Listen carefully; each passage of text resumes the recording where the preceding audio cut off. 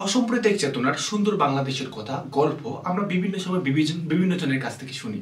অনেক রাজনৈতিক দলের নেতৃবৃন্দ বা বাংলাদেশের যারা সুশীল সমাজ তারা কথায় কথায় অসাম্প্রদায়িক চেতনার সুন্দর বাংলাদেশের কথা বলে। কিন্তু প্রশ্ন হচ্ছে, বাংলাদেশে অসাম্প্রদায়িক চেতনার একটি সুন্দর বাংলাদেশ আদৌ কি বাস্তবায়ন করা সম্ভব? আমরা যদি অতীত এবং বর্তমানের কথা বিবেচনা করি বাংলাদেশের ইতিহাসে পূর্ব পাকিস্তানের সময়ে, তাহলে একটা বিষয় অন্তত বাংলাদেশের সংখ্যালঘু বা হিন্দুরা কখনোই বিশ্বাস করে না যে এই দেশে অসাম্প্রদায়িক চেতনার একটি বাংলাদেশ বাস্তবায়ন করা কখনো সম্ভব হবে।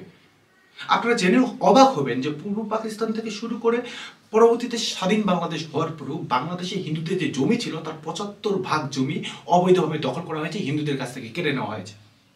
আপনারা কি কখনো চিন্তা করেছেন যে এই ৭৫% জমি কিভাবে কেড়ে নেওয়া হয়েছে, বা সেই জমিগুলো কেড়ে নিয়ে কারা ভোগ করতেছে? সেটা কি সরকারের কাছে রয়েছে, নাকি কোনো প্রভাবশালী বিত্তবান ক্ষমতাবান রাজনৈতিক দলের নেতৃবৃন্দ সেই জমিগুলো দখল করে এখন ভোগ করতেছে?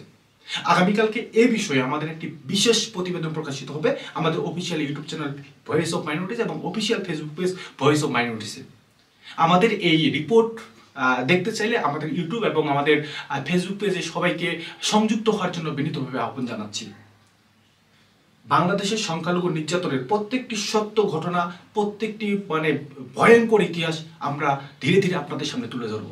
সবাই আমাদের ভয়েস অফ মাইনরিটিস চ্যানেলের সাথে সংযুক্ত থাকুন এবং লাইক, শেয়ার এবং আপনাদের মূল্যবান কমেন্টের মাধ্যমে আমাদের পাশে থাকার জন্য বিনীতভাবে আহ্বান রইল। সবাইকে ভয়েস অফ মাইনরিটিসের পক্ষ থেকে আবারও শুভেচ্ছা এবং নমস্কার।